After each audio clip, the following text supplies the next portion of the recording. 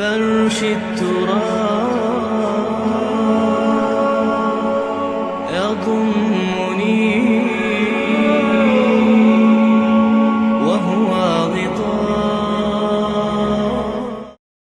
کبھی اگر قبۃ الصخرہ گرا دیا گیا تو مسجد اقصیٰ گرا دی گئی، پھر جو ہوگا طوفان جو آئے گا اس سے پھر ایک بہت عظیم جنگ کا معاملہ. اسے حدیث میں الملحمۃ العظمیٰ کہا گیا، عظیم ترین جنگ. یہ دونوں حدیثیں میرے پاس ہیں، ان کا ٹیکسٹ بھی ہے، ترجمہ بھی ہے، مسلم شریف کی روایات ہیں. لیکن ان جنگوں میں جتنا بڑا نقصان ہوگا جانی اس کا اندازہ کیجئے. فَيَقْتَتِلُونَ مَقْتَلَةً، پھر وہ ایسی جنگ کریں گے، ایسی جنگ لم یرا مثلھا، جو کہ کبھی دنیا میں نہیں دیکھی گئی. کیونکہ ایک واسٹ علاقے میں بہت بڑی جنگ ہو رہی ہے تو اور بات ہے. جنگ عظیم اول، جنگ عظیم دوم پوری دنیا میں پھیلی ہوئی تھی.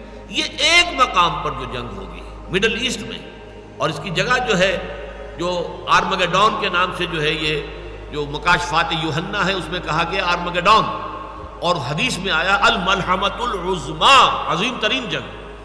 یہ لبنان، اسرائیل اور شام، جہاں یہ تینوں ملک ملتے ہیں گولان ہائٹس کے قریب، یہاں در حقیقت اس جنگ کو ہونا ہے، عظیم ترین جنگ.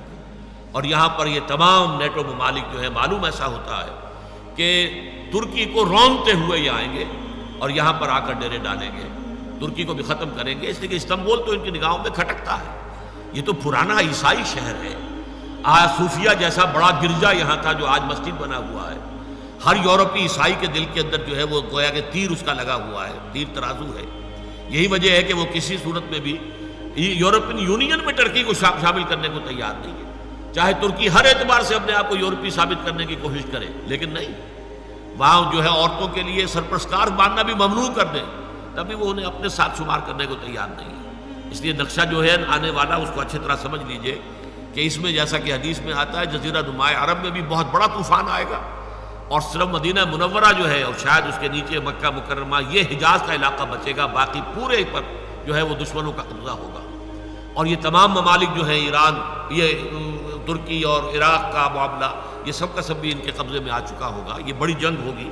اس میں الفاظ یہ آئے ہیں حتیٰ یخر میتا حتیٰ ان الطائر لیمر بجنباسہم فلا یخلفہم حتیٰ یخر میتا فیتعاد بنو الاب کانوا مئۃ فلا یجدونہ بقی منہم الا رجل واحد. اتنی لاشیں ہوں گی کہ ایک پرندہ اڑے گا، اڑتا رہے گا، اڑتا رہے گا.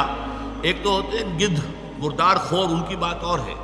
ایک پرندے، چڑیے، یہ بڑی نفاست پسند ہوتی ہیں، یہ گندگی کے اوپر نہیں بیٹھتی، اترنا نہیں چاہتی.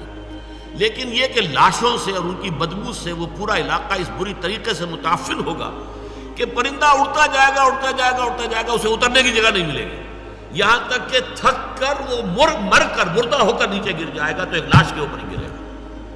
اور اس کے بعد جب گنتی کی جائے گی تو ایک شخص کے 100 بیٹے ہوں گے تو ان میں سے ایک بچے گا.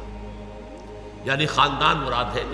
ایک دادا کے فرض کیجئے کہ پوتے یا پڑ دادا کے پڑ پوتے جو ہے 100 تھے. اس بڑے پیمانے پر تباہی عالم عرب کے اوپر آئے گی اس جنگ کے نتیجے